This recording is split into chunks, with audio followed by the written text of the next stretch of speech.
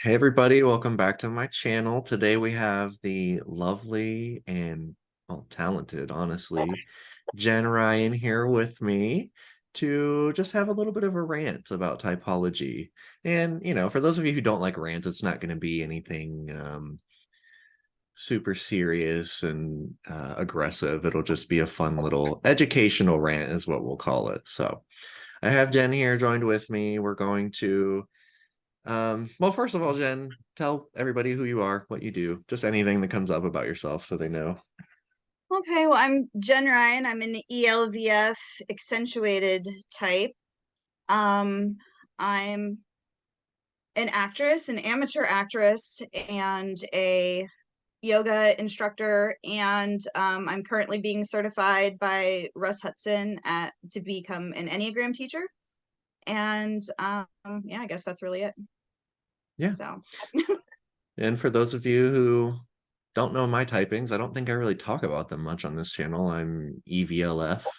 I am a 1E4, a 2V1, a 3L2, and a 4F3. So I got a lot going on there, just switching all over the place. So it'll be good to have Jenn here as an accentuated type. And as you guys know, who follow the theory, the accentuated type can pull from every subtype.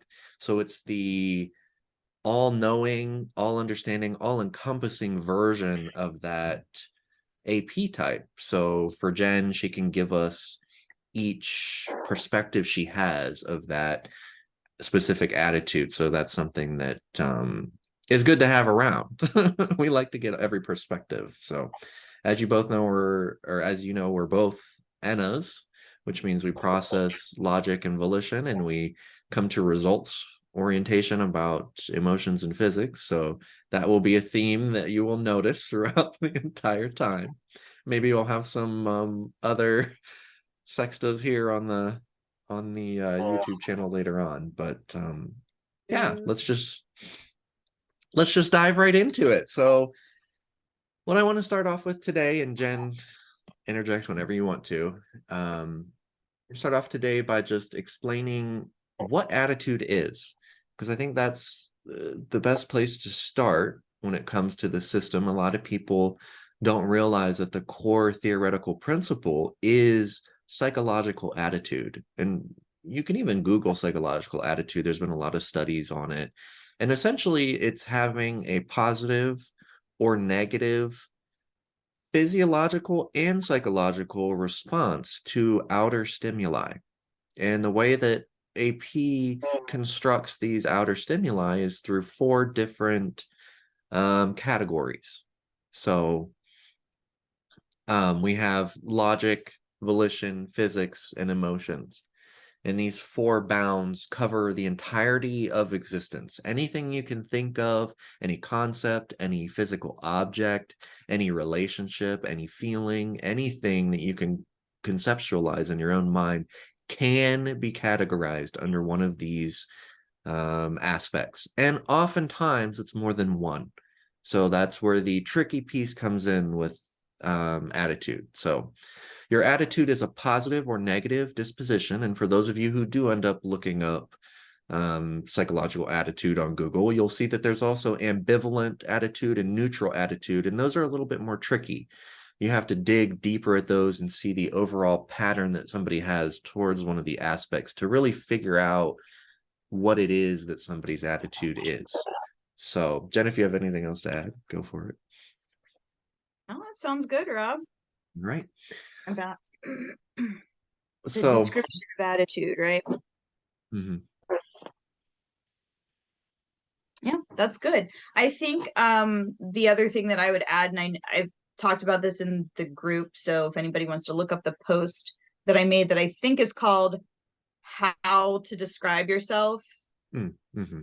to Find Your Attitudinal Psyche Type, is that a lot of times people mistake attitude for a bunch of different things. They mistake attitude traits for being attitude. They mistake aptitude for being attitude. Mm-hmm. Um, they mistake their likes and dislikes for being attitude.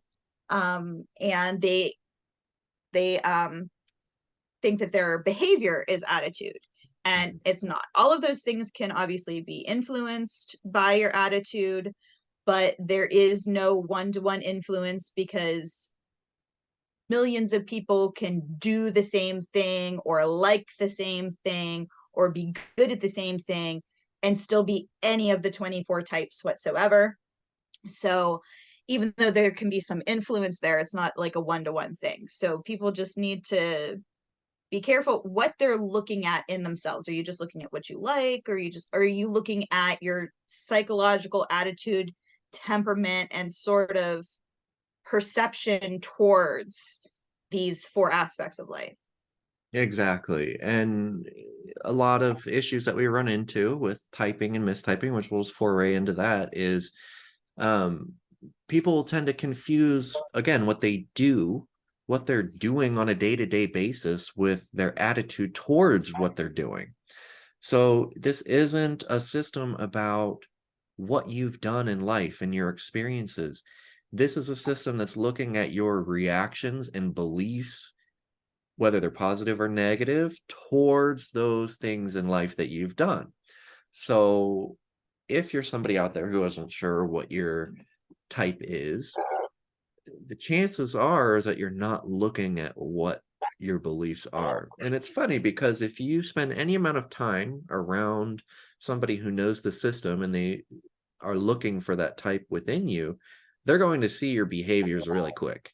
This isn't something that hides in plain sight. It's something that comes out constantly. Your beliefs, and you'll say them, your reactions, unless you're like a quadruple 4 subtype, which means that you're just like hiding every attitude that you have, which a lot of Enneagram 9s, for those of you who know Enneagram, do have this setup, which is tricky. But unless you're doing that, your attitudes are going to be seen by people very quickly if they know what to look for. And you'll see it yourself if you know what to look for. It's not a surprise. So another issue people tend to have is they start to get caught up in their ego about their type. So people will develop a belief system about what it means to be a certain type, or what it says about them to be a certain type, or what people's reactions to them and what their judgments about them will say about a certain type. And all of this is in reference to the ego. It's not, we've stopped talking about attitude and now we're getting into the ego. So that's where the Enneagram type can come in and kind of sabotage your own view of your AP type, and people kind of won't be able to see what's actually happening, especially when it comes to that pesky third attitude. And, you know, as a 3L myself and Jenn as a 3V, we can attest to the troubles of these two aspects when they're in the third. These are some of the most aggressive positions in attitudinal psyche. So it can really sidetrack people from understanding their true type because they're just acting out of their trigger third attitude, and then their ego comes into play, and they're just, it's all an ego distraction from what their AP type is. Well, absolutely. Especially if you're when we're talking about Enneagram strategies, Enneagram ego, I mean, that's the whole point of it. It's trying to keep us safe in the manner in which that type believes it needs to do that. And so it's the third attitude is almost always going to be perceived as a threat of some kind, because that's where our insecurities lie, and our insecurities are wrapped up in fear and anxiety and doubt and all those kinds of things. And so it's going to trigger our ego strategies more than our other types, or our other attitudes. But the first also does that a lot as Yeah. well. We just don't recognize it as such because we're confident in that aspect. But it can be the same thing where it can sort of trigger us and get that ego strategy going. And so especially when you mix your third attitude with your instinct, because then, like, your instinct is already like, okay, if my instinct's being threatened, and if that is something in this particular scenario where it's also has something to do with my third attitude, then forget it. I mean, it's going to be giant ego takeover, and the ego can cloud things. I mean, that's what it does, is it starts to put you to sleep in its own special way. And when you're asleep, you don't really know what's going on. You're not Mhm. quite as aware of it. So that's why the awareness of the types, your ego type, your 3V, your third attitude, all of that is really important. Because when we can have awareness of it, we can't necessarily stop it, but we have a better chance at not going entirely off the rails, which Mhm. can absolutely happen in many cases. Oh So yeah, there's nothing like a third attitude off the rails. I mean, no rant can compare to that, and no internal feeling that it triggers within somebody can rival that. I mean, the first attitude absolutely can, but the first attitude we're so apt to, like you said, just taking control of it and feeling like I've got that. yeah, You like have to I know really, what to do about it. yeah, you have to really deprive somebody to get their first attitude to start acting crazy. And I mean, and when that happens, it goes off like a literal bomb because we just refuse to let anybody take that over, truly take that over. Now, I will say, if you're a one, whatever, four subtype, you will give off the impression that you're letting somebody do that thing for you. So, as a 1E4 myself, sometimes I will give off the impression that it's okay to, yeah, speak however you want to speak about things, feel however you want to feel. And, you know, I don't mind that behavior around me. I don't mind people going off about their emotions and having that. And I'll even give off the impression that they can um help me see something a different way. And sometimes I will allow that. But again, it's me. I'm allowing that. I'm just giving off the impression of kind of a 4E. It's not that that's my true reaction deep down. And you'll always get a sense of that with this subtype. You'll always get a sense of, oh yeah, they're actually not messing around. They're letting me say what I need to say. So, and what you can see in the scenarios, it's always people interacting with one another because it's about our reactions. That's what triggers, that's what is the attitude, is your reactions to people. So to tie that over to Enneagram terms, if you are 4, 6, or an 8, the reactive types, your attitude is going to be very obvious because you're always reacting. You're always using reactions as a strategy for your ego. So those attitudes are going to come out quick, especially the first and third attitude. It's going to be very obvious, um, as a reactive type. Those types can also tend to look like aggressive E types, even if they aren't. So, if you have a 6 that's 2E, they can look 3E or 1E ish, because reactive types do tend to be more expressive about, their emotions and kind of what's going on. Um, so there can be sort of this 1E-ish type look to it, because Russ Hudson also calls them the emotional realness types, which Mm-hmm. can be very 1E. That said, not all 1Es express all of their feelings. Mm-hmm. 1Es can absolutely not tell you a fucking thing about what they're Mm-hmm. feeling, but they're confident in doing that. So again, this points to how it's not what you do or how you look, but it's really about your attitude towards it. And Mm-hmm. so a 1E that is not expressing their feelings is because they're confident in the fact that this is the way to handle it. Versus a 3E that's not sharing their feelings might have this doubt. And I'm not sharing it because I don't know what's going to happen. I don't really know what I should say or what I should do, or I'm afraid of what people are going to think or what they're going to say. Where 1E is just like, I'm just not doing that. Yes. It almost doesn't matter why for them. It's just, I know I'm not going to express that feeling. I don't need to. Mm-hmm. I have my reasons. So yeah, just showing some of those differences there between doing and the attitude towards it. So Yeah, and as 1Es, I think we can attest to the fact that over time you develop. It actually happens very young, I think, but you develop this belief with your first attitude that like I am that thing. Like it's not even like, oh, this is how I feel about that thing. It's that you merge with that thing. It becomes part of you. So it's almost like I am my emotions. I am my emotional reactions to people. And you don't have to be a 4, 6, or 8 to have that. You can be a standoffish, shy 1E, like a 9, Yeah. and still believe that I am my emotional reactions. I am calm. I am laxness, and I won't let anybody change that emotional state that I'm in. So that's how we can see that these Enneagram types are not directly one-to-one correlated with the attitudes. There are patterns, yes, but you know, they can work with pretty much any configuration. So, the crowd of people that are always screeching about correlations and, oh, that's impossible between these two systems. Actually, no, it's not, because there's two different aspects of human nature, your attitude and your ego defense strategy.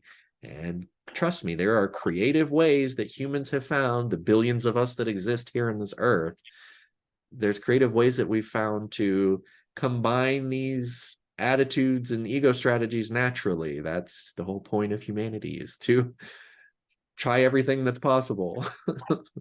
Hmm. I mean, and that's a good point because there's so many different systems. I mean, we're just talking about AP and Enneagram, but of course there's, MBTI and socionics and different, ones like that. And then you have things like Big Five, and you have even like attachment styles and love languages and all of these different things. And so for the real typology haters out there that go, oh, well, there's not just 24 kinds of people, or there's not just 9 types of people, or 16 types of people. Well, of course there's not. Humans are extremely nuanced, but there are these different systems because you're looking at different aspects of what makes up that person. Right. So you're not going to explain the entirety of you with your AP type. Mhm. You're only going to be able to explain your attitudes with your AP type. So if you're trying to find an explanation for what you do or what you like or any of that sort of stuff, and you're trying to do that with AP, you're not going to get anywhere. You're going to Mhm. mistype, but not just with AP, but literally with any system that you go into, because they all have an almost singular focus. They have a particular aspect of you that they're highlighting or pointing out. And to try to put all your eggs in that one basket isn't going to work. So Mhm. it's good to mix those systems, but you have to be careful that you're not misattributing and misunderstanding what's what. So as long as you can look and go, okay, is this attitude I'm looking at? Then you should be able to figure out your type or somebody else's type and know what you're saying. It's very, very, very obvious once you know what attitude is and you can distinguish it from other aspects of someone's personality. Mhm. And I think it's actually the easiest system once you can do that. Once you know what attitude is and you're not mixing it up for other things, I find AP to be the easiest system to understand and to type other people in. And I think it's the clearest one too, to Mhm. be able to say, oh, there's a very clear type here, versus it can be muddy with Enneagram when you have, Oh, yes. yeah, because you have wings, you have lines, of integration, disintegration. You have lookalike types because you have various triads. So it's like, oh, am I seeing a 9 thing or am I just seeing an attachment thing? So there can be a whole lot more that muddies the waters sometimes for people when it comes to finding their type or typing other people, because you have to bring all of this into the scope. So there's so many different things to look at to determine type. But in AP, you're just looking at the attitude and there's this little formula. Is it this one or that one? Is it this one or that one? And it's pretty easy to go check, check, check, check, check. There's the type. I Mhm. mean, it can get a little confusing here and there, but overall I think it's a pretty simple system once you know what you're looking at. So Yeah, exactly. And I think the reason that it gets complicated is because these other things come into play, these other systems. It's simple, and it also inspires you to go into your ego, to go into your preferences, to go into what you do and how you behave. your reactions ignite you as a person. So of course, when you think about your AP type, all this other shit's going to come up. That's just the nature of the beast. And that's, what the typology haters, the people who just don't even like it to begin with, that's something that they don't understand. They don't see that typology is just a whole bunch of layered, it's just a whole bunch of layered layers that are kind of working together. And then some of the layers, they don't even, touch another layer. They're kind of separated. They're influencing another layer, but there's no overlapping categories between the two things. And with AP, I think since it's so simplistic, there's literally just everything you can possibly think of that exists in the universe can be divided into 4 aspects. And then it's like, okay, now how do you feel about it? And how do you feel about other people's opinions on it? It's not super complex. The complexity comes from what that ignites, how that layer affects other things, or how it's affected by other things. And both of those can be true in the same person. So that's where it's good to know what you're actually looking at. What's the basic building block of the system, and how is that determining what your type is? And once you have that figured out, you're going to be good to go. And not only that, but you'll be able to do the work in all the other personality systems, because you'll know that this piece is separated out from that piece. And the culmination of these pieces is what gives you your essence, your being, your unique properties as a human being that we all can recognize, but we can't put words to. And this parses all of that out, right? Yeah, absolutely. I think so. I love AP, and it's interesting because you talked about putting words to something, and I think what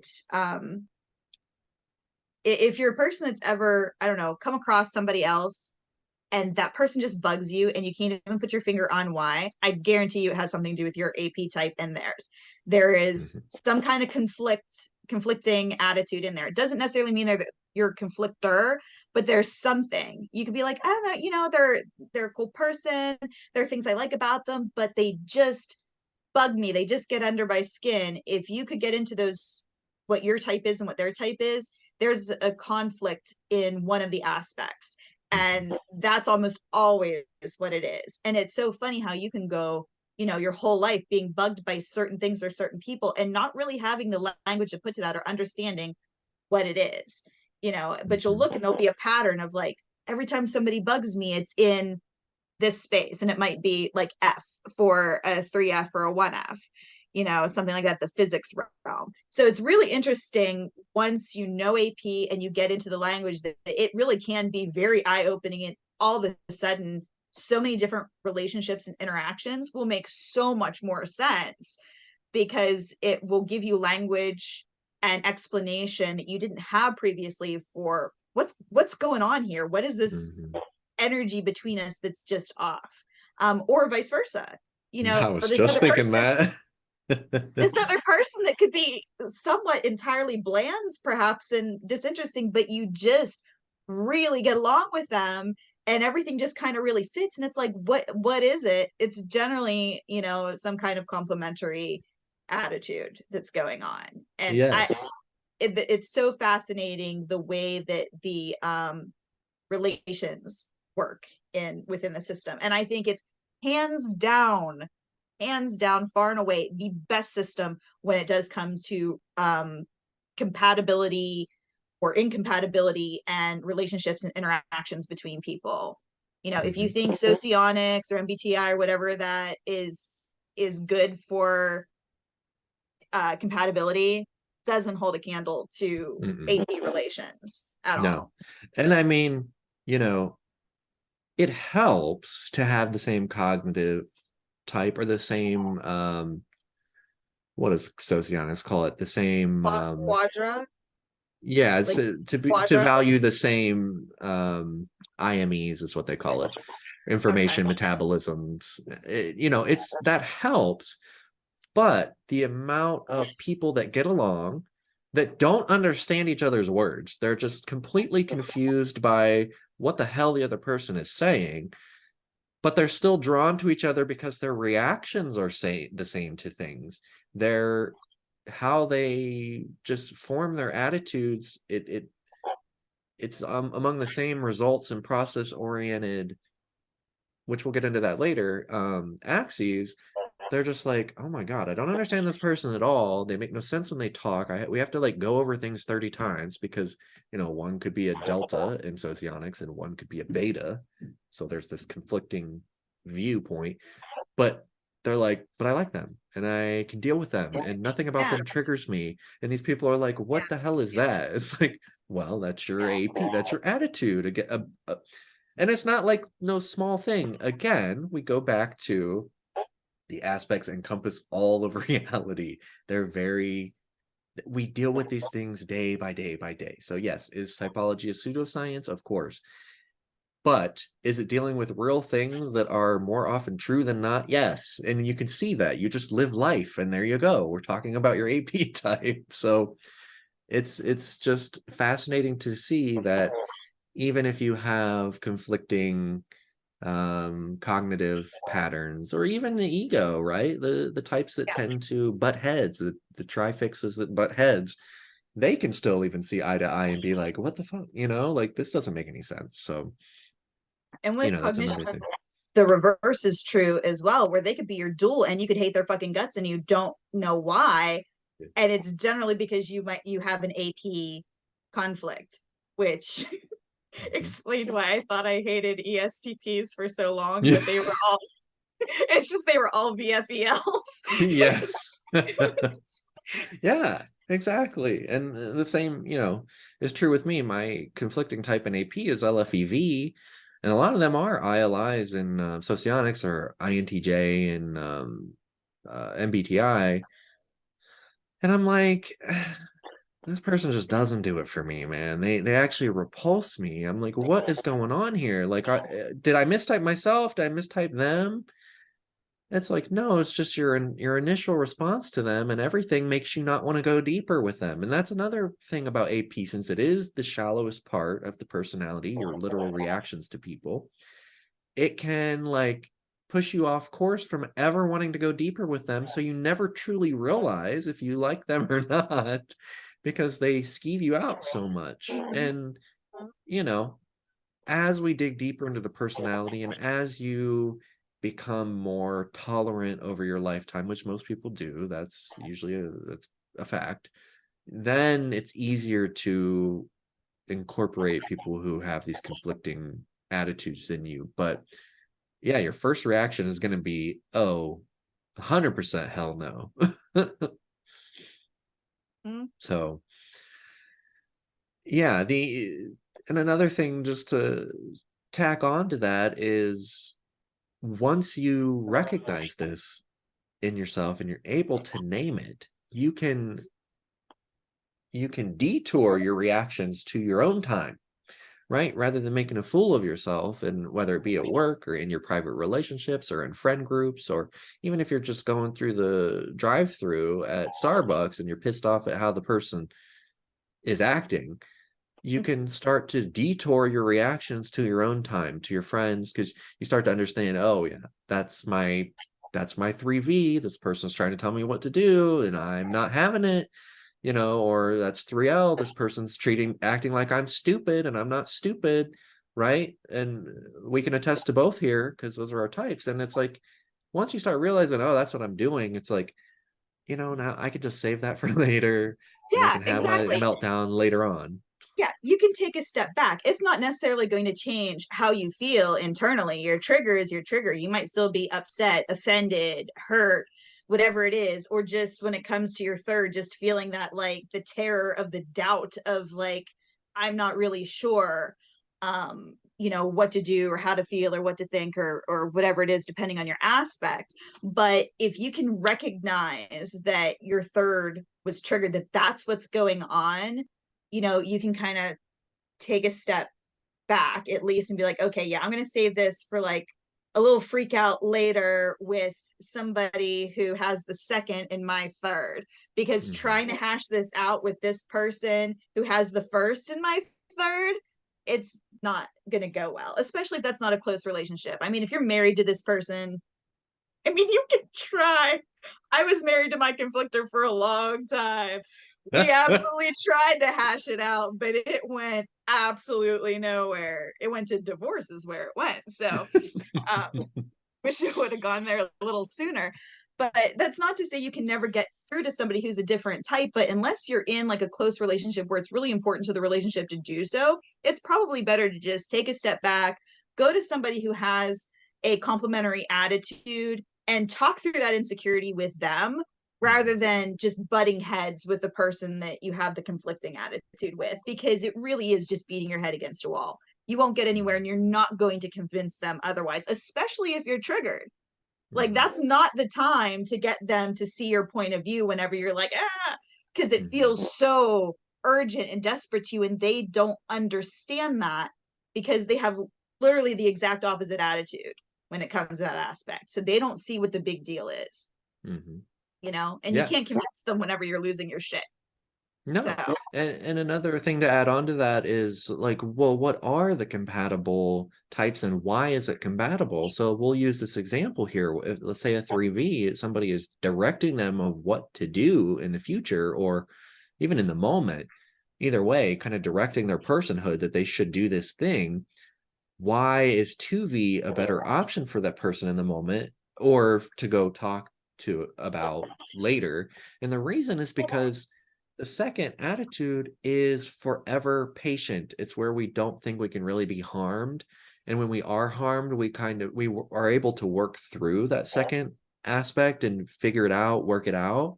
So what better than somebody who's triggered and insecure and they're in their ego because the third attitude is all, was attacked, really. What better than to go to somebody who is like, yeah, tell me all about it. I'll give you as many options as I can. We can work through it. I can throw the ball this way to you. I can throw it that way to you. We can see where it lands over here. They're giving you all these options that you need to hear because that's how you solve somebody's insecurities. You show them the options. And that's what the second attitude does for the third. They're both process oriented. There's a desire to process it out further, to discuss, to go on a journey, to take as many detours as necessary to solve whatever the problem at hand is. And even if the problem isn't solved, the whole point was to connect to the other person through discussion and through processing and through realizing that you're not alone, because that's insecurity is. You feel like you're alone, you're insecure, there's nothing stabilizing you to the earth, to your place. And when you have that other person, those other options available, you make the web kind of come to life. So you can choose your position on the web rather than just be free floating in the air with all your triggeredness and ego strategy coming up and freaking out and having the meltdown. No, that's not going to happen when you have the second attitude. And now I will say, huge disclaimer, and this is where, just basic psychology comes into play, is there's shitty people that are your duals as well. And absolutely. that is that's a huge obstacle to overcome in AP, because you will be drawn to these shitty people, especially if you're trying to live out patterns of trauma or from your childhood, and that's all Enneagram related usually, or even just your mental health. But even if you're trying to live out past traumas, you will pick somebody who might be a little bit not good for you or manipulative. You'll pick somebody of that dual because their natural reaction makes you feel good, and they probably know that about you if they're a manipulative person. So you also have to be careful that you don't get into that territory, because that will hurt like hell when it ends, because you're like, but this person makes me feel so good naturally. We naturally are able to communicate and talk, and we eat each other's what we're serving so well, and can hurt immensely when it ends, or Yeah. when they do you wrong and you realize that they've crossed your boundaries, which it's easy to let down your boundaries too with your dual. So that has to be taken into consideration too. That sometimes you're going to love that toxic dual that just makes you feel so good. And the reverse is true, where sometimes you love those the good egg conflictors because they make you feel so bad. So, Yes. like that can also happen. I think those are two different scenarios and dynamics that a lot of people tend to play out, is that you can find those bad egg duels and those good egg conflictors, and Mhm. either way there's something fucked up in the relationship that's not working out, or that's still creating some kind of conflict, but there's just enough there that you keep it going. And it does make it so easy to play out your attachment issues, and not attachment type but attachment style, psychological attachment issues, and all of that sort of stuff. So yeah, you do have to be careful. Just because somebody's your dual doesn't mean it's the right person for you. It just means Mhm. your attitudes line up and you have sort of a similar outlook on things, which can make things easier. But also, if that person is like a piece of shit, it can give the illusion of ease, Mhm. which that is what can be tricky, is that, well, everything is so easy, but then there's like, I'm ignoring all these red flags. Yeah. And But there of course we're getting is into a lot of like attachment attachment style shit in there too. Mhm. Yeah, yeah. If the natural draw, regardless of somebody's type, if you're AP versus, or if you're anxious preoccupied versus a dismissive avoidant, or throw in fearful avoidant in that mix, I mean, there's going to be a draw regardless of type, because that's, again, another way that humans are attracted and repulsed from each other. So that's another interesting piece of the puzzle here. Yeah, and then I do want to add, there is a shortcut to figuring out, once you know the system, to figuring out somebody's intentions usually. And it's the subtype. And specifically when the subtype is a lot of one subtypes, so like 1-1, 2-1, whatever, that can be a way to figure out what somebody's intentions are. If everything they're doing is just feeding the ego, which the first attitude is kind of that deep part of our ego, our self-worth, and who we believe we are. If all of your attitudes are going into that first attitude, feeding into it via the subtype, you're a selfish person. You're somebody who wants to manipulate to get what they want. And I mean, there's no care about how it affects other people, as long as you get what you want. So you're going to see a lot of problematic people with that 1-1-1-1 subtype configuration. Now, if any of those are changed, except for the first attitude, so if the second attitude, third attitude, or fourth attitude, if any of those are a different subtype, they're probably fine, because again, that breaks it up from everything going to the the ego. Then there's something else. They're realizing they have a weakness, or they're realizing they can work with other people in this area or whatever, and that makes them less likely to be kind of that like psychopathic, personality style. So just a little tidbit to throw in there, an interesting thing I found researching over the years. So Rob, do you see if someone is all four subtypes, that they tend to be maybe more codependent, Mhm. something like that, where they tend to get mixed in with people and they're, I'm helping you, or I'm letting you tell me everything, like what I'm doing, that sort of thing, because they have the passive overlay on absolutely Yes. everything. So Yes. Yes. If they have, and especially even 2-2-2-2, all yeah, twos. all the twos. Yeah. Yeah. Yeah. They'll get sucked into that 1-1-1 personality. Actually, the straight two subtype is probably the more codependent, the I help you because I Mhm. need it type thing, like Mhm. I need to be Mhm. needed, because of the flexibility of the second attitude, where the four is probably more like that dependent, you Mhm. know with a Stockholmy feel to Yes. it, Mhm. of like just run my life for me Yes. type of thing. Like that Yes.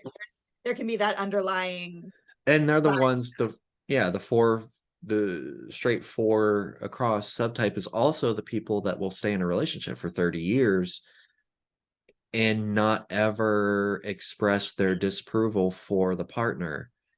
So that's another thing. And they're often nines. I mean, Just most of the time they're seething nines. resentment. Yeah. Just Yeah. seething resentment, but never saying a word about it Yep. Yeah. to Because they feel anyone. like they can't. Yeah. They feel like they can't. That for the subtype is your behavior. It's how you behave it out. It's more aligned to your behavior. Not saying that the regular types aren't, but it's like how you believe you should show your attitude to other people. So if it's all fours, you're basically just like, no, I'll just let you take care of it, or I'll let you do it, or you can figure out how I feel. There's no desire for the self to do it. And that's aligns very well with Enneagram 9. And I will say the subtypes are more aligned with the Enneagram than the actual types themselves. Absolutely. And this Jenn has a beautiful theory that I don't know if you want to talk about it now, but has a beautiful theory Like about you like mentioned, I'm how like, the I know I have one, but well, yeah, kind of how each position lines up with um oh yeah, yeah. one With of the the primary centers. types. With the Yeah, primary types. Yeah, yeah. yeah. And wait, I was gonna say something else too, though, but then I forgot. Oh, because not just the subtypes, but I think another place where it comes up is the, what do you call it? With the third attitude, like the stages of the third Oh attitude. yeah, So whether or yeah, the not, phases, yeah. yeah, so that I think can have a lot to do. I mean, it's not related to Enneagram type, but some of the primary Hmm. types, Hmm. so the 3, 6, and the 9.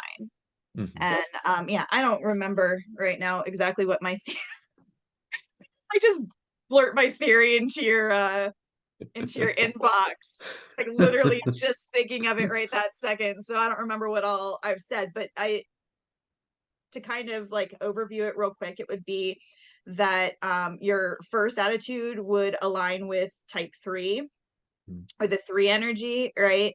And your third attitude with type 6 and your fourth attitude with type 9. There's nothing Hmm. there for your second attitude, which is flexible because it doesn't have the ego mixed up in it. So it's Hmm. not typically an issue.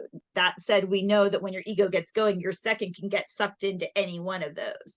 But when we Yes. look at the general energy of the 3, the 6, and the 9, um, you'll see the confidence and all of that, like the assertive type 3 in the 1. You see the doubt and the insecurity of the 6 in your third, and you can see sort of the complacency and ambivalence and even some sloth Hmm. whenever it comes to our fourth. So there's it's an energy Hmm. that is coming up. It's like an energetic thing that lines up with the Yeah. 3, 6, or the 9. And to add on to that, I would even go as far as to say that, most people are thinking like, well, what about the hexads? Like, is it just a center thing? Like, is it this 5, 6, and 7 that we would call the third? Actually, no. So it would be 6, 1, and 2. So that triad that is aligned with the third. Like, what should I do? What's the superego coming in and saying how I should act about this thing? And then the 3, the 7, and 8 is more the one, you know, subtype or the one first aspect, and then the 4, the 5, and the 9 is kind of the fourth. Or yeah, I don't need to do it, I don't need to be around Yeah, people, withdrawing energy. So again, it's about those absolutely. energies. So just to give people like a secondary. Now the main types are going to line up way more than the hexad types, but there still is a resonance there if you Yes. want to, for all the correlation people out there. So yeah, it's interesting. And then that brings us to the question of, well, what the hell is the second attitude? And that is a topic we could probably talk about that for like 3 hours, but Oh my God, just like the second attitude. But that probably it's a little bit more about our essence self, I would say, which is an Yeah. Enneagram concept. But even Afanasyev, the original creator of psychosophy, which is what AP is derived from, he talked about there's a 25th type, and he says it just briefly in the book, and he says, like, there's a 25th type where they're all two everything. They're 2V, 2L, 2F, 2E. My personal opinion is what he was seeing was that subtype orientation, and he was confused about it. But this could all, and he describes it very spiritually, like somebody who's completely aware of everything and who has pulled all their aspects into the second. He insinuates that they used to be another type and now they're this 2 2 2 2 combo. And really, what he's describing is kind of the Enneagram realization of the self and realization of the essence self, that there is, there's something watching you, watching you do all your shit. And that's probably what correlates with the second attitude. So as much as they can be codependent, which a lot of them are, they can also be just completely okay with their boundaries to the point of nothing phases them. So it's an either or type of situation. Yeah, yeah, interesting. And it's worth noting, because I know I've had little mini rants in the groups about this before, that listen, people can be shitty assholes in their second, and there is sort of a off the rails toxic version of the Mhm. second attitude. Because if a person is in an unhealthy state, it's not like their second aspect is just going to be this shiny, sparkly thing that can't be touched. Like if you're in an unhealthy state, particularly if we're talking about Enneagram, like if you're going down those levels of development, you're taking the second attitude with you. It's not up here separate from everything else. So there is a like toxic version of 2V. There's a toxic version of 2E. There's a toxic version of 2L. There's a toxic version of 2F. All of those things exist. Like even I'm trying to think, I had examples before of what like that can 2E look like. comes to mind for me. The toxic version of Absolutely. 2E. People will think it's 1E because a 2E is just like spouting off about all their feelings and emotions, but sometimes they're trying to draw you in. Most of the time, they're trying to draw other people in so that there can be that exchange of toxic emotions. And to them, it's a positive feeling. It's not that they're insecure about it, it's that they're trying to trigger other people to join them in their toxicity. So we can't just say that it's always positive. It's Well, definitely negative. there's also that other version of 2E that becomes overly controlling and tone policing about emotions and the emotional atmosphere, to the point where it's like, no, you can't feel this way. This is the right way to feel. And Yes. it can look 3E-ish, but 3Es are usually not that sold and confident about this is how it should be in the emotional realm. That's the 2E, because they have the confidence and the self positivity in that realm, and so they can feel compelled to tell others, no, this is the right way to think and to feel and to do. And it can look even 1E-ish, but a lot of times 1Es don't care what it is Mhm. that you're going to do one way or the other, where the 2E will want to control that because they put these rules around it.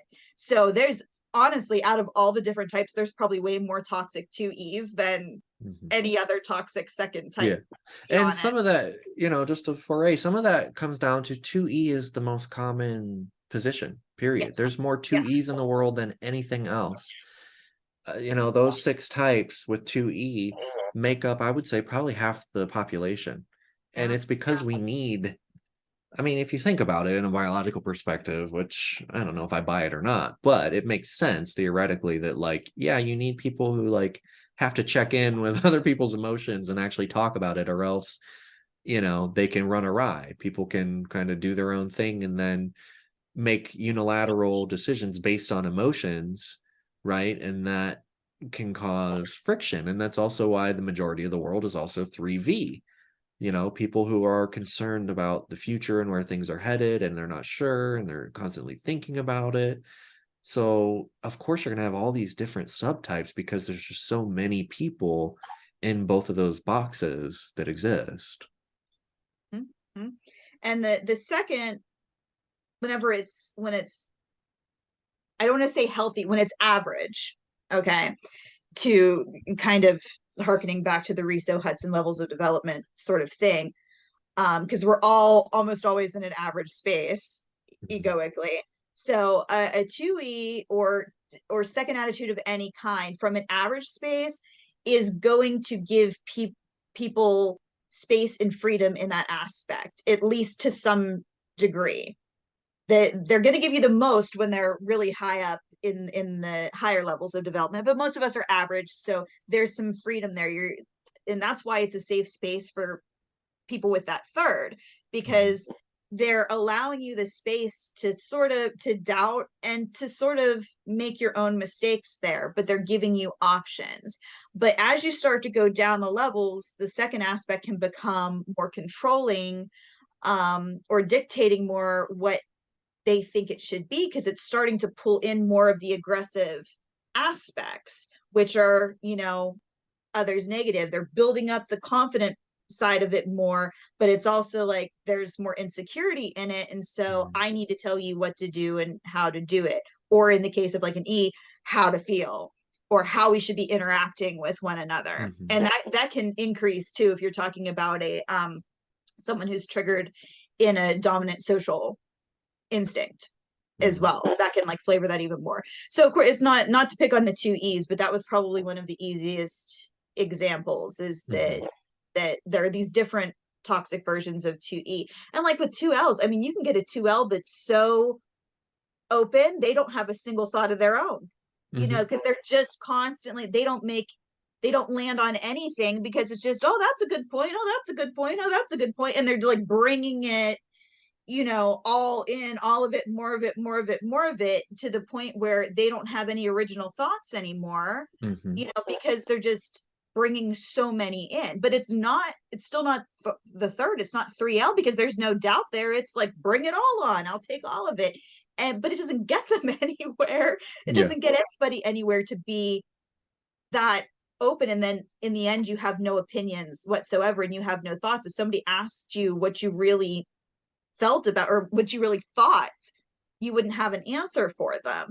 And that's not the only toxic version of 2L, but that can be one of them, is where with them, I'm sure there's a controlling version as well. But with them, it's not like, with that version, it's not so much the controlling aspect, it's just they lean into the passivity more of absorb, and they're and they might still be theorizing, they might still be throwing the ball back and giving you ideas, but they're just not letting anything land. It's continuous process. So how have you seen the controlling aspects of a toxic 2L? Oh, that's the argumentative 2L, that's like pointing out every little flaw that they see in another person in an attempt to fix them. I think sometimes doesn't always have to be the intention, but the point is they're trying to get it to keep going, right? They're trying to. It's the perpetual devil's advocate. Yes, thank you. Everything you have to say, I can make a counterpoint. Everything. So you're still, again, not landing on it. It might look like they're on a specific side, but the side that they're on is the opposite side that you're on, in order to keep the discussion going. So it's the exact, almost the exact opposite of the really passive type of, let me bring it all in, let me bring it all in. So it's the perpetual devil's advocate of like, I'm not going to let you land on anything, because there's always this other possibility, this opposite thing that could be true.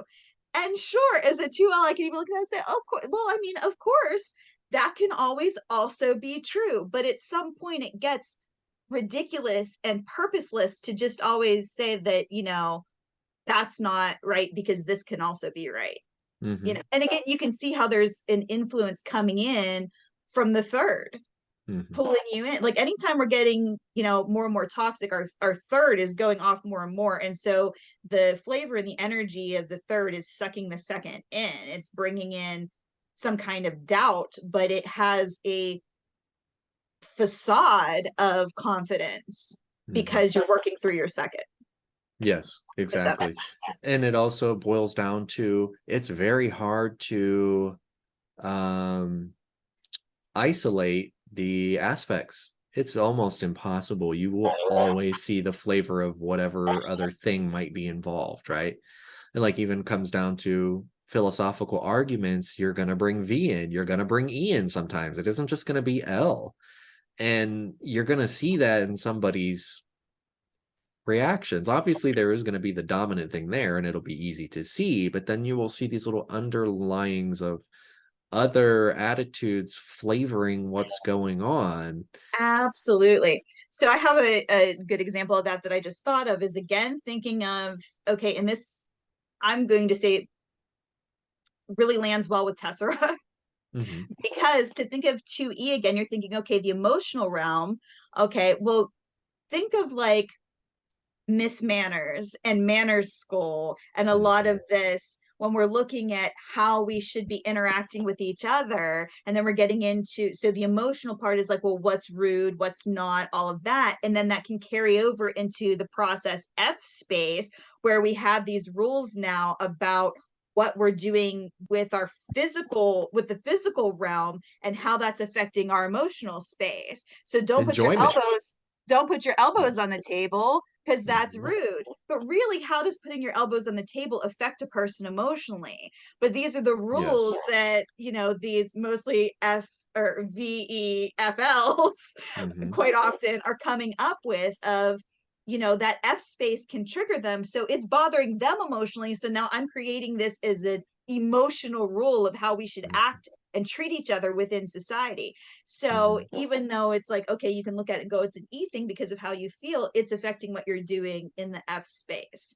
So yes, there's a constant, because we don't split ourselves in fourths and live our lives that way. We Right. don't experience life purely as an emotional being, despite what many of us ELVFs might think.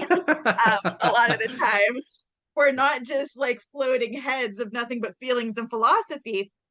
It's generally, if something is making us feel something, it's coming from another space. It's Mm-hmm. coming from volition, it's coming from physics. Even think of aesthetics itself, there's a physical aspect to that, that we're then having an emotional reaction to that art, that beauty, all of that. It's coming from an F space. That's the stimuli, is the F, that's then triggering the reaction in E, and vice versa. So Mm-hmm. it, like, all of these things are connected to each other. It can be difficult to suss out, exactly what you're experiencing, but that's why you have 24 full types. It's not just, oh, this is one E that somebody's experiencing, this is two. No, they're having a reaction from all of these spaces at once. You're hitting my, you know, F in a certain way, you're hitting my L in a certain way, you're hitting my E in a certain way.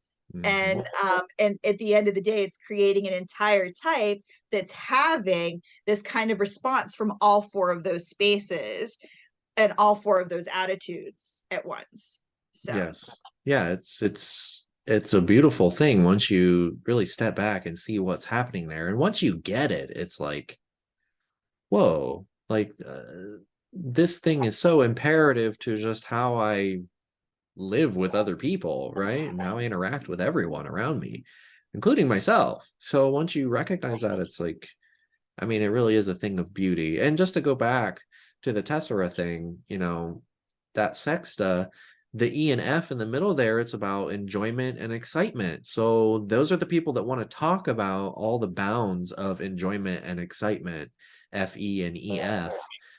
They want to discuss it, discuss the boundaries, discuss the idealism within it, because then we can zoom out further and be like, we're processing enjoyment and excitement to understand the expert opinion, the VL, the expert opinion, or the correct life map, the correct life path that we should be on, the decisive way of being.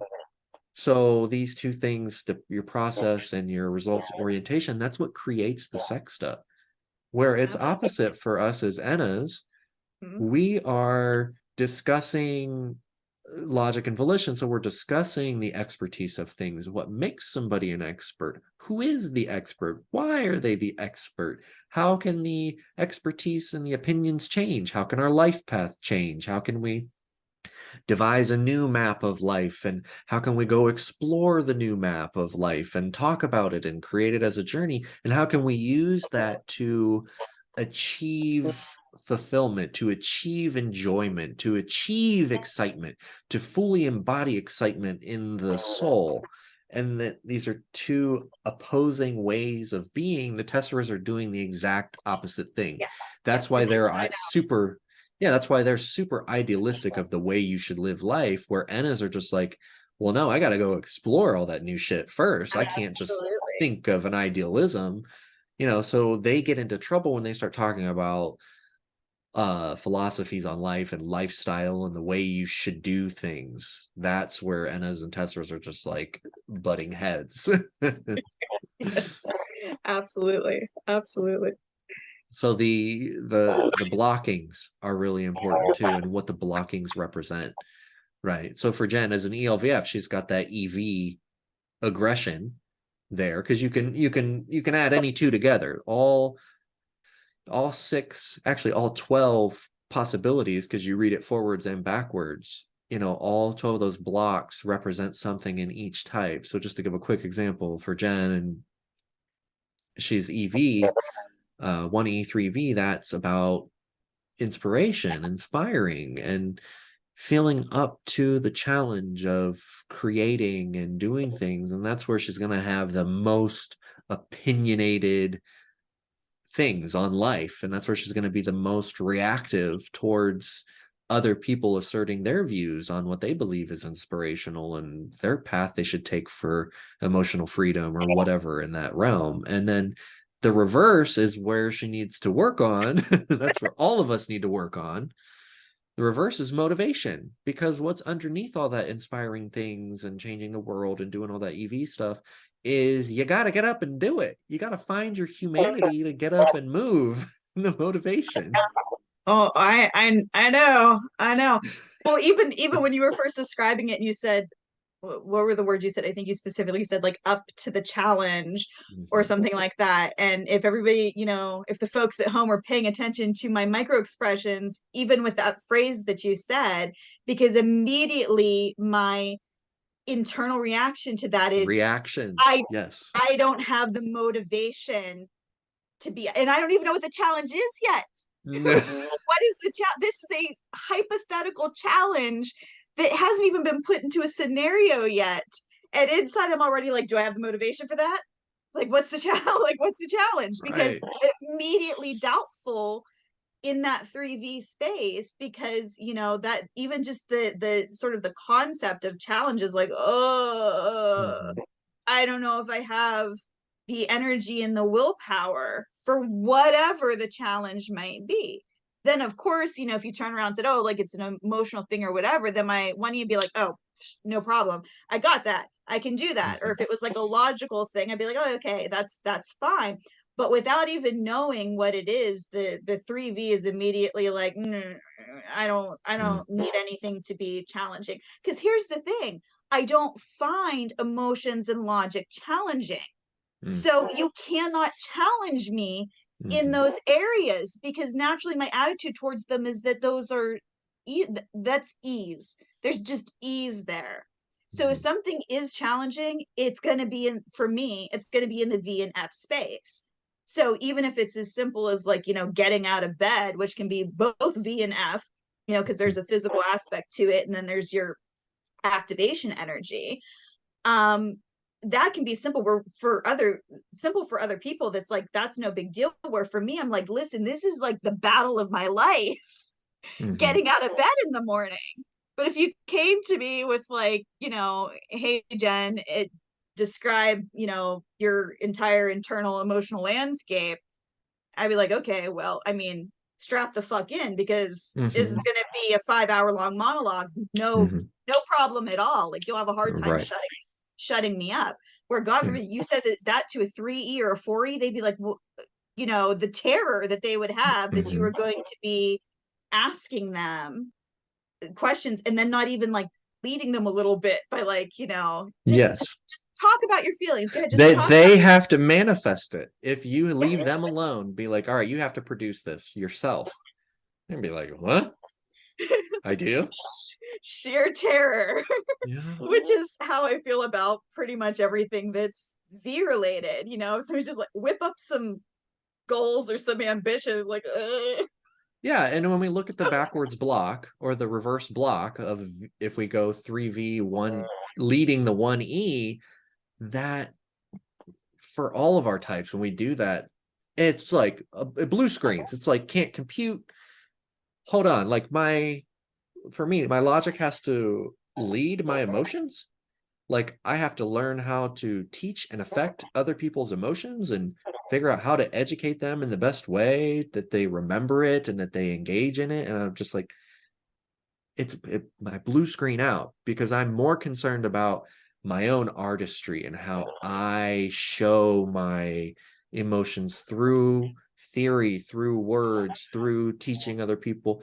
I'm more concerned about my emotions. So when you flip it backwards, that's the thing that we really believe that we should just like ignore because it goes so against our egoic first attitude, but it's the exact thing that you have to learn to incorporate. I mean, like, even the concept when you said it, like, offended me. I'm like, excuse me, volition, like, controlling my emotions? Shut your mouth.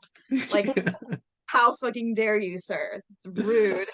So Yeah. yeah, I don't even want to think about it. Don't like that idea at all. Mm-mm. Sounds gross. Sounds Yeah. disgusting. Like, but I Yeah. mean, obviously, especially if I'm being honest with my flexible logic, I can see how and why that's important. But like every fiber of my being is, just opposed to the idea of that because it's not how I'm wired and it's not how, my Right. attitudes go. It's the Right. opposite of that.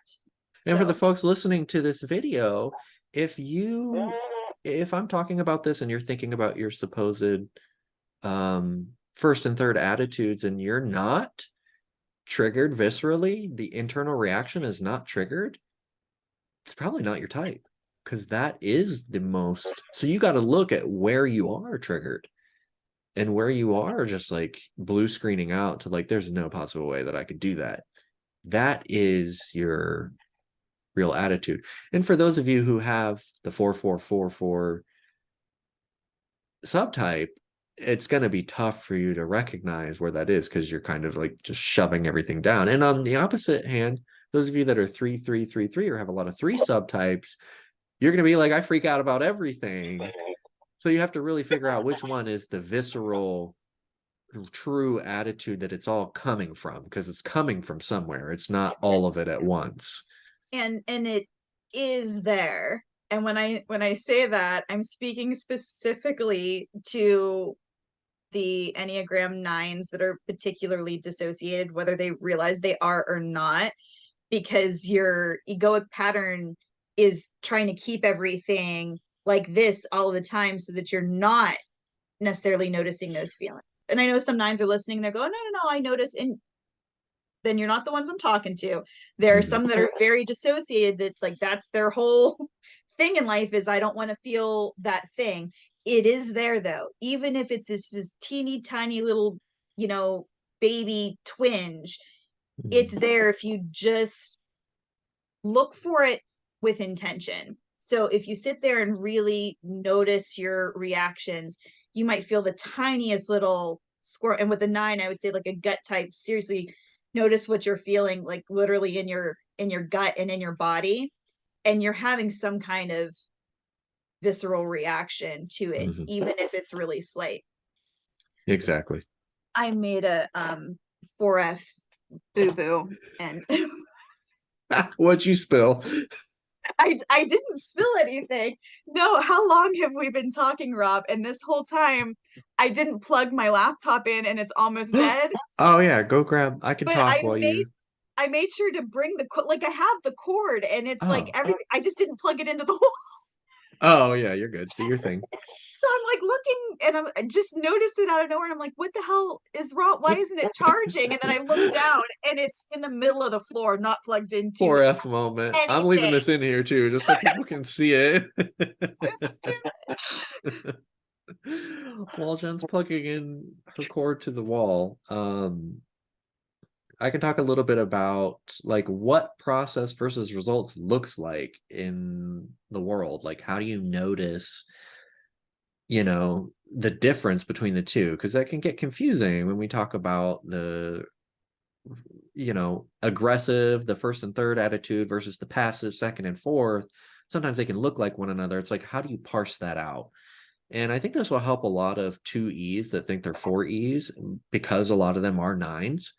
Um, and even the 2E6s that are just like, no, there's no way that I'm, 2E, or they might think that they're 1E or 3E or whatever. This can kind of help you parse out, like, first of all, where is it located uh in the process versus results dichotomy. So I guess I can just start off by saying, what is it? Where does that come from? How does that emerge? And it emerges from the attitude structure, which is the core component of AP. And it's looking at the self versus others, if it's positive or negative, and if they match or not. So that's all that is. Now, the first and the fourth attitude, the disposition between the self and others, it doesn't match. It's positive and negative versus negative and positive. So there's a separation between the self and others. And that leads people to either an energy in or an energy out disposition. For the first attitude, it's energy in. I want this thing from my environment. I will get this thing from my environment. I will get this thing from people. I will get this thing from philosophy. Whatever thing is there, they're gobbling it up and they're like, I deserve it. I'm allowed to have it. I want the answer. I need an end point. I have a goal. I have a whatever thing is there. For the fourth, it's, well, what do I need to get from the environment to just live? Or I'm going to ignore it until I have to pay attention to it. And when I do pay attention to it, I'm just going to like do as little as I can to deal with it. And then because I don't need it, I just, whatever is needed there to survive or to move on. Or if somebody, this can also manifest in if somebody else needs something from you quickly and you just give them the quickest answer or the quickest thing that you believe will satisfy it, it's energy out, right? It's, yeah, you take this, somebody else take this, somebody else do this. Or what do you need from me that isn't going to take a lot of my time, right? Because I don't want to incorporate it into myself. So that's the results attitude. So then it's like, all right, what is the second and the third? And how does that work? And it's because they match. So the second is positive, positive. The third is negative, negative. It means that there is no energetic direction happening. The energy is a swirl. It's a mass, it's matter moving back and forth. There's no end point, there's no beginning point. It can be infinite if it wants to be. And I had what was that thing I used earlier? Jen has a good one too that she said, but mine was yeah, so for result, it's a thing that exists. It's like a thing that can either exist inside of you or outside of you, but you see that thing as one concept and it exists, it has a beginning and an end point. With result, it's almost like that thing becomes infinite, it expands. You can explore it in every direction. There's no I need this, there's no you need this. It's what is it? You're even trying to figure out what it is to begin with, especially if you're the third attitude. So the second just has a positive, pushing, also patient energy with it because it's positive. It sees the positives of both sides and it wants to explore it. The negative, negative also wants to explore it, but sees all the traps that it can lead to and sees all the negative potential and has a instantly negative disposition about all of it and seeing that how it can harm their potential or how it can harm how others see them as well, because that's where it gets into the ego. So these two things are, you know, always swirling, always thinking, always coming up with new things, seeing new perspectives, etc. And then Jen had a good description of it in what, like pitching versus catching in baseball, or however that Yeah, works. I don't know shit about sports, but I'm thinking of playing catch. Like Mhm. apparently children used to. I was never a child. I was born as a very old spirit. Now all I'm talking about. I certainly was a child who played catch though. So playing catch is you're throwing back and forth, throwing back and forth. And that's the process types. I throw it to you, I want you to throw it back to me. There's a back and forth versus, maybe not pitching. I don't really know anything about baseball, but just straight up fucking yeeting it. That's what results are usually Mhm. doing. Or just catching it and not throwing it back. It's like a one-way thing. I threw this out. I don't care if anybody catches it, and I don't want them to throw it back to me. Or I caught this and I don't care to throw it back to anybody, and I don't want to Mhm. throw it back to anybody. That's kind of, how it is for an analogy with the Yeah. process versus There's no results. game. There's no game happening. There's Yeah, no score being kept. There's yeah, no, exactly. yeah, it's just like you're out there eating your shit, Yeah, like there you go. Where the process types are like, oh, what's the score? Oh, what base is he on? Oh, am I gonna get hit by the ball? Like, oh, what's all happening here? And oh, let's explain out this entire game that's going on and how it relates to that other game that happened yesterday. There's all this back and forth happening there. There's something going on that's eternal and infinite in that space. And you recognize it. You know that with your second and third. And that's why the third just has staying reing power, right? Because it's infinite. There's a part of your human spirit that knows that aspect is infinite, and there will always be things that you're afraid of or freak you out or piss you off or make you aggressive. So you can, it's there. And unless you're hiding it like the 3-4 subtype, or unless you're pretending that it doesn't bother you like the 3-1 subtype, everyone's going to see it right away. yeah, yeah. And I think that's particularly true for those who are accentuated in their third, and even more true if they're in the reactive phase in their third as well. Because if you're dormant, not so much. But otherwise, I would say if you are an accentuated reactive in your third, you probably cannot shut the hell up about your third, even though you would rather talk about literally anything else, but you Mhm. can't help yourself. Mhm. That's I do it all the time. Where like I don't want to be talking about V stuff, and I can't stop because Mhm. the insecurity or the doubt of that aspect just has you sort of spiral off about it. Remember that when it comes to like energetically with the Enneagram, it's the way that everybody is six. I mean, to Mhm. begin with, there's even like Rob mentioned earlier with the third, how it's like it's seeing everything that's wrong with it or everything that could go wrong. It's noticing the negative. I mean, this is what type 6 is doing. They're looking off into the future, and they're foreseeing Mhm. the problems that can come up, what's going to go wrong. And it sometimes even can catastrophizing or Mhm. projecting onto others and that sort of thing. And that's stuff that we all do in our third, regardless of what your Enneagram type is or what your Enneagram fixes are. We all do that. We all bring that 6 type energy to that aspect. That doubt is in there, that projection can be in there. Of course, some people tend to catastrophize more than others or whatever, but that whole general, you know, doubtful, negative, something's wrong with this. And that's why even when somebody in the second is talking to them, the person with the third can always come back with a here's why that's not going to work. Mhm. Almost immediately every Mhm. time. Which is why it's important that you have somebody with a second, because that doesn't bother them. They're like, okay, we'll try something else, because again, they're flexible and they can have almost limitless options for the person in their third.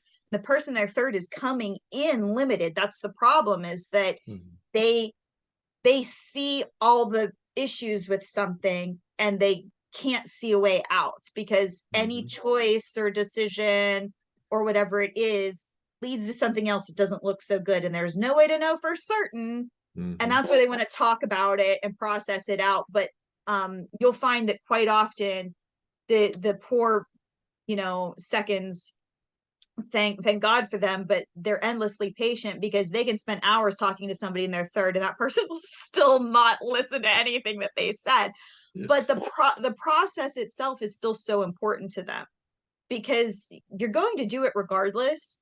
To have someone to bounce it off of is particularly helpful, and you will find a way to process it, even if you don't have a safe person.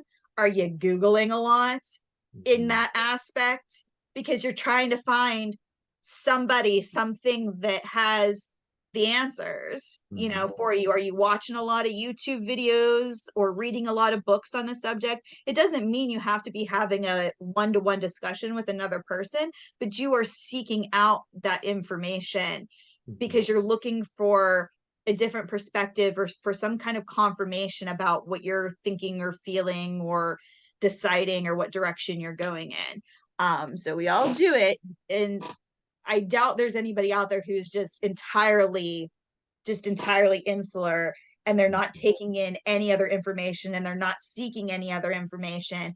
I mean, for the most part, people that are average or healthy aren't that closed off. They're looking for something, somehow, some way. Right. And that's generally in our process aspect. Yeah, that's a good point. That's not to say you don't look things up in your, because certainly as a 4F, I'm always like, I don't know how to do this thing, and I'm like Googling it. Certainly we do, but it's coming from a different place or a different space. It's not, coming from the same kind of doubt and insecurity that the third is, because the second will do it too, because they're looking for the stimulation in that aspect. And this is great, because I want to talk about that, where some people with the second aspect will mistake it for the fourth, because they think that, like, well, I'm not good at this thing, or I'm not really, like, I have some deficiency where I'm not optimal in this space. And it's like, but you're here talking about it and trying to get answers constantly and discuss it, and you're trying to, like, trigger other people to talk about it as well.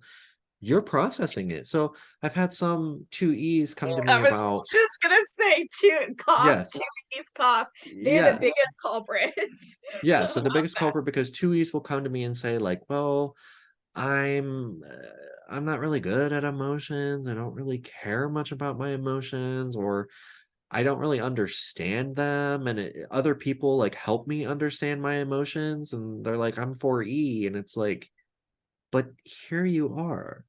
You're wanting to discuss them. You're wanting to process them out. You're talking about how bad you are at this thing constantly in an attempt, initiating, yes, in an attempt to get other people to also discuss it. It doesn't matter how emotional of a person you are or how expressive of a person you are. What matters is that you accept your own emotions. You know they're there. You accept your state of being within emotions. I saw some people talk about having alexithymia, which is where you can't really, like, put words to your emotions.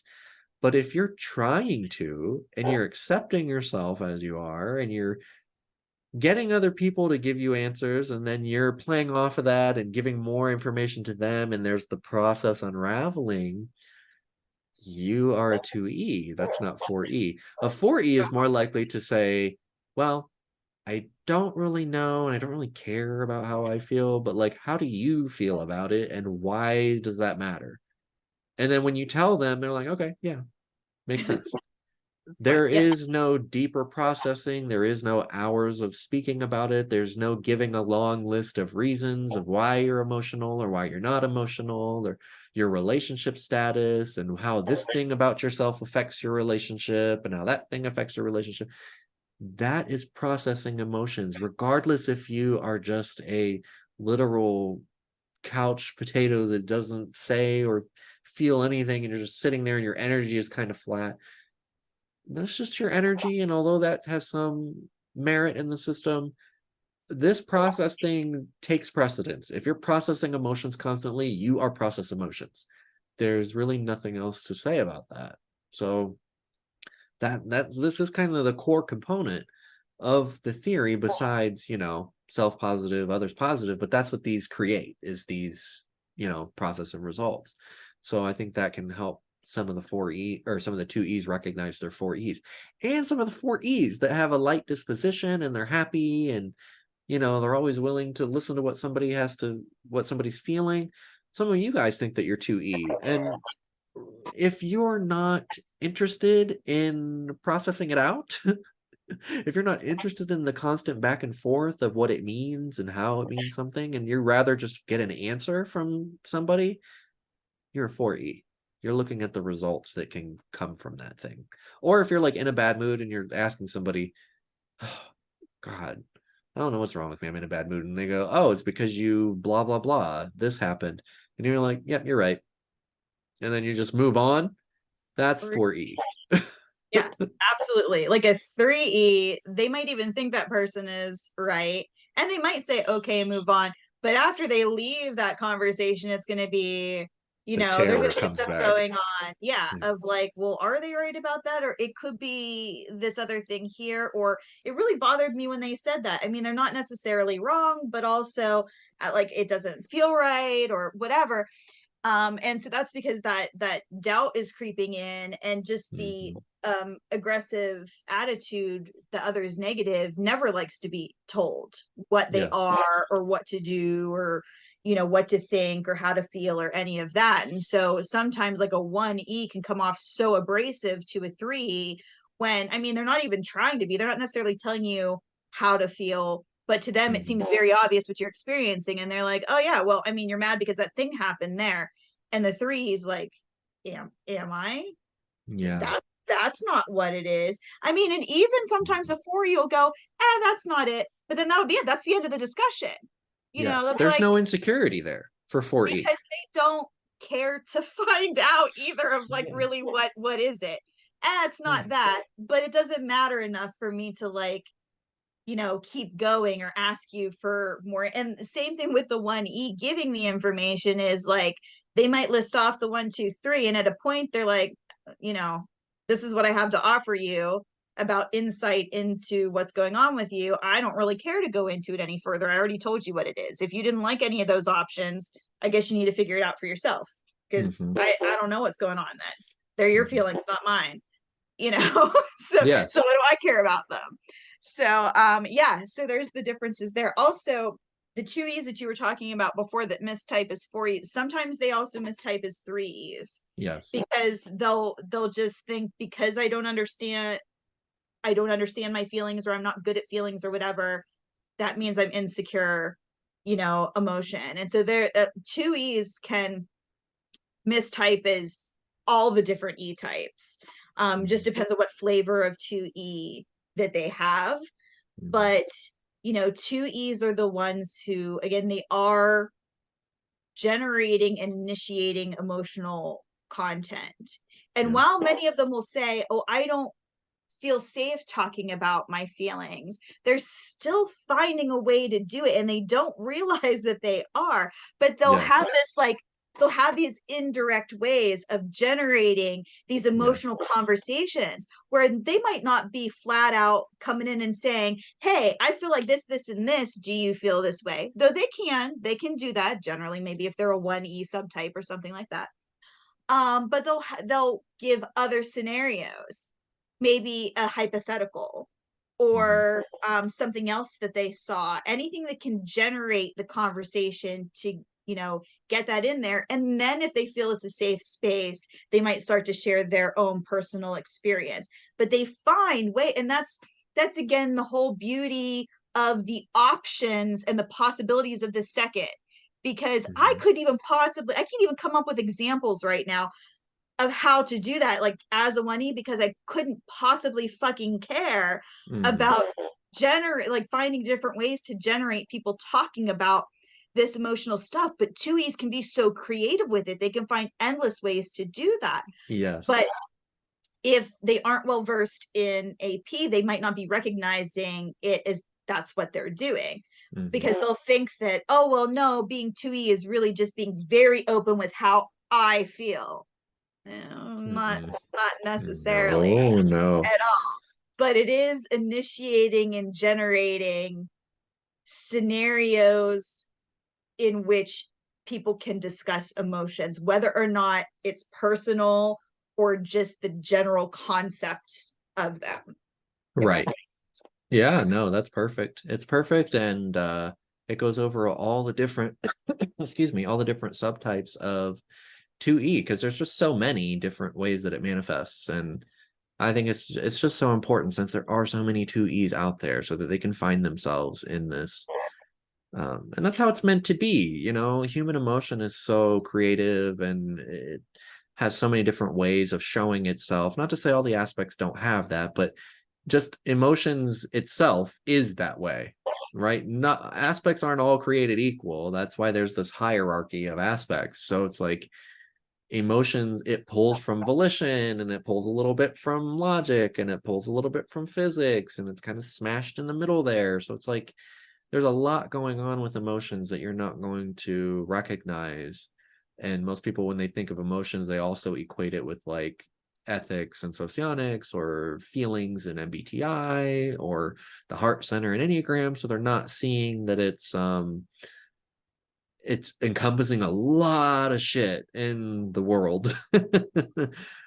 Because it's relationships, it's your inner feelings, it's your aesthetic appeal, it's your life force, not like volition life force, but your life force in that, like, why do I matter, right? That can go into emotions, and that's kind of how it pulls a little bit from volition. So there's just so many different ways that it can manifest, and it could just be so much as like body language with another person, like recognizing what are they communicating to me through their body, and we might think, well, that's F.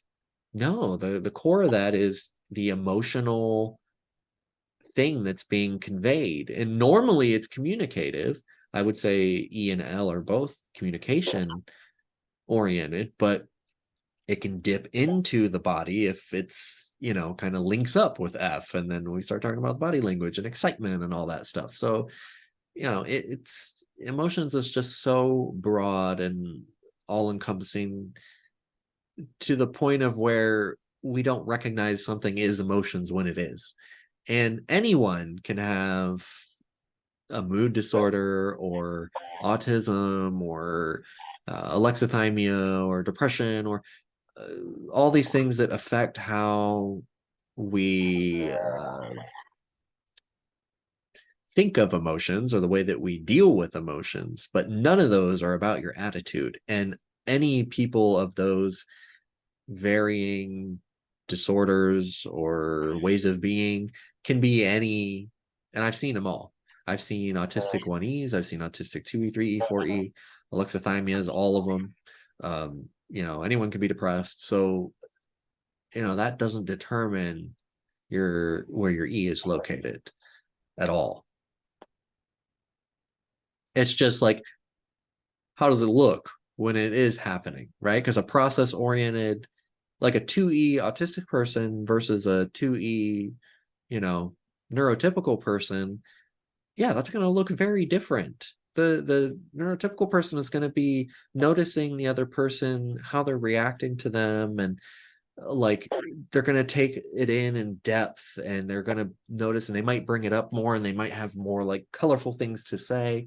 But the autistic 2E is still going to try to do all that, and they're still going to try to get the process going, and they're still going to be willing to talk about their emotions and try to get other people to be willing to talk about their emotions. It's just going to be a little bit more flat and a little bit more lacking in social mannerisms that neurotypicals have. So yeah, you're not automatically 3E or 4E just because you have autism.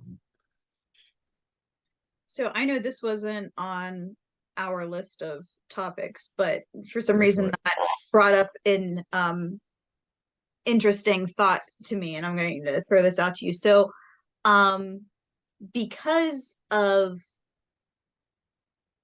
different systems and even just, psychology disorders, whatever else can make lookalike types, what would you say about vibe typing in AP, and whether or not that, is a very valid way of typing, or whether or not it's really, we got to look at the, because I think that vibe typing can really lead you astray in AP, because there are so many things that can look like 1E, 2E, whatever. And if you're not actually really looking at the attitudes, and you're just getting a vibe like, oh, that person's, like you said, like real flat, so they must be a 4E, their affect is real God. flat, and that's vibe typing, right? Like a Yes. Yeah. part of vibe typing is, oh, I'm looking at their affect, and I'm looking at how forceful I see them being in any particular way. So I'm thinking if they're pretty forceful, then they're a aggressive V or whatever. And I mean, you can, like, I know you can vibe type very well because you're so familiar with the types. Yes. And but I've found it to fail me more often than not, that if I Yeah, it just go does. by the only time Even that mine does. I feel that all the yeah, time. yeah. The only time that I have way more accuracy is when I vibe out a dual or a conflictor.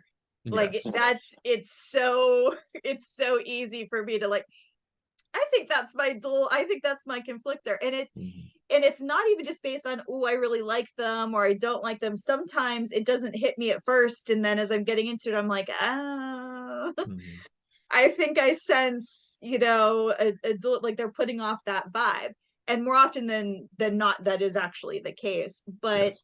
generally speaking, I think vibe typing probably not a good way to go in AP. But I'd like to Yeah. hear your.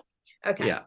Yeah. So vibe typing is absolutely terrible if you actually, it's always terrible, but if you're trying to be accurate. Now, it's not like that's a bad thing to do. You should, I'm not saying don't vibe type people. Go ahead, but then learn the attitudes, because Yeah. if you learn the attitudes and you look at what people are saying and you try to trigger the attitude, then you're going to get their type right like 99% of the time.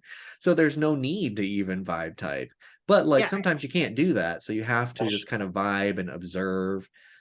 Now if you observe people over time, which that's not really a vibe, that's you looking at who they Yeah. are, then Yeah. you're going to find it. So yeah, vibe typing is wrong, wrong, wrong. And I know people are going to come at me and be like, well, Afanasyev says that people have these traits and they do this thing in psychosophy. Yes, he's a writer. He's giving you observations that he's noticed after he's already figured out, okay, yeah, this person is this type. He was a psychologist. He worked one-on-one with patients to figure out what is actually going on there in their attitude. Everything he's going to write about it after the fact, and the trait structures and all that crap and the behaviors that they do, that's things you have to take with a grain of salt, because that's not what's happening underneath the surface. That's what somebody is doing, and you're seeing that and you're insinuating, oh, since they're doing that, then their attitude must be this. How do you know that? You don't know that. You didn't ask in their attitude. I'm wrong all the damn time, because I look at people and go, yeah, that's a VELF for sure. Like, look at the way that they're moving their hands. Look at their face. They've got that VELF typical face, and the way that they're scrunching their eye and whatever. And then I go and I talk to that person and I start triggering them, and they're like a freaking, ELFV or something totally different. And I'm like, wow, you know, this Mm-hmm. is wild. And it's easy and it's quick. It unravels quickly. And it's almost embarrassing for a 3L the way that being wrong unravels in AP, because it's so fast. It's like packs a punch. It's just quick punch in the freaking stomach. Like, yeah, well, you were wrong. And here's somebody just being there, living in their attitude 24/7 is totally different than what you thought it was. So, that long rant aside, it's imperative that you learn the attitudes, because once you do that, you'll type people right all the time. Mhm.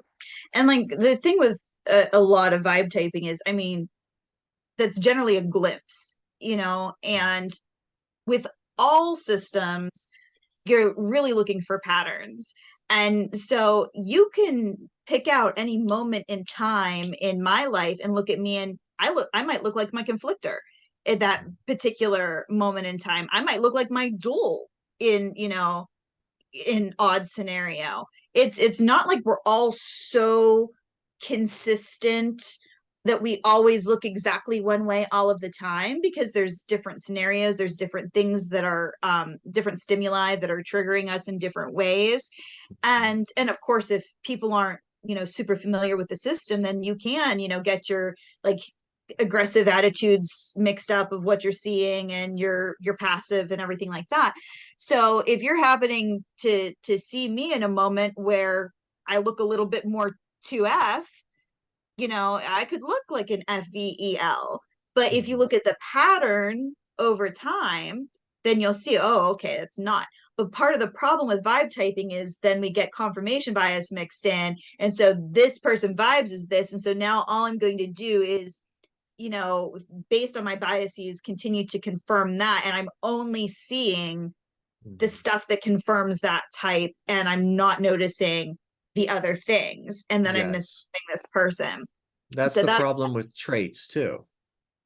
yeah, That's a yeah. problem with big old trait lists where people are just like, well, this acts this way, this person's violent, so they must be a 3V. It's like, what? Or a 1F. It's like, there's many situations where other attitudes might be violent. You can't just make that insinuation and then try to convince everybody else that you're right because you observed somebody for 2 seconds and they did something violent. Like, no, you got to watch them more. You have to confirm that it's an attitude. And the only way you can do that is through their literal reactions to things and how they act towards it over time. When it happens quick. Again, I'll say it again. Once you notice the attitude, once you know what to look for, and once you know how to trigger it in people, you get their type right in like 5 minutes. It really doesn't take that long. Yeah. And there's the other version of vibe typing too, which is the comparison one of, Mhm. you remind me of my boyfriend, so you must be the same type as him. Well, maybe he is, but maybe not in AP. Maybe they're the same Enneagram type. Maybe they're the same MBTI type. It could be that they're the same everything. They're just a carbon copy of each other, but chances are that that's not the case. And it might not be AP that is giving off the vibe. It could be any number of typological similarities that there could be. And in some cases, it might not be a close one. Like it could just be that you're noticing like a specific uh triadic association in Enneagram where you're noticing Right. a frustration type, even if it's a completely different frustration type than that person. So Exactly.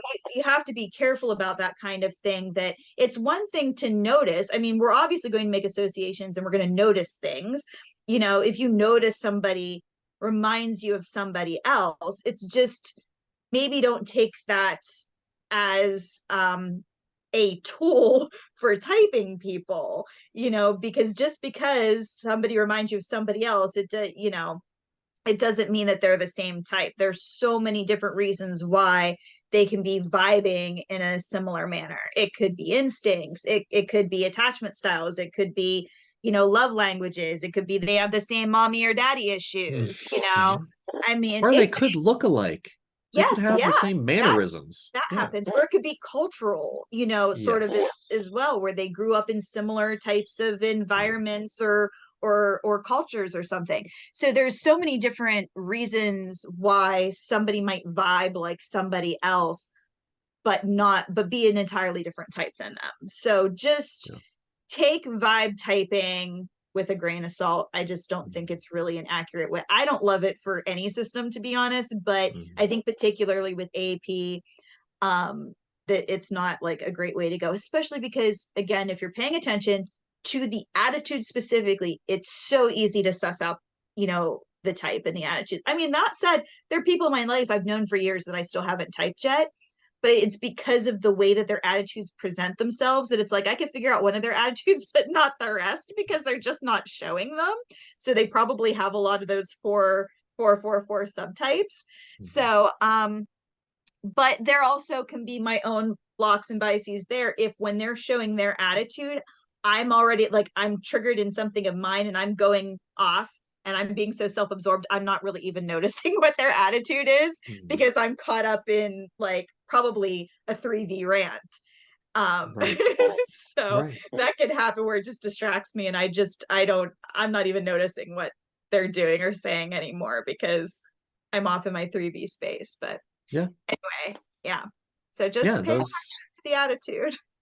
Yeah, it's the key. And once you notice it, it's so funny. Like once you get it and you see that people are having these consistent attitudes, and it's like, oh, okay, that's what's going on. And that's also funny in Enneagram too, once you realize somebody's ego, that's just a little bit deeper and a little bit more you know, cutting to the soul and to the ego, whereas AP it's a little bit more shallow and easier to see. So and then it just becomes funny and a joke because you can be like, oh god, look at my silly reaction to that thing. Mhm, mhm. Yeah. So yeah, I think that's good, Jen. I don't know. I think we went through everything, right? Did we? I don't even remember what the list Yeah. was. Oh yeah, we covered everything that I wrote down, and I think that's good enough.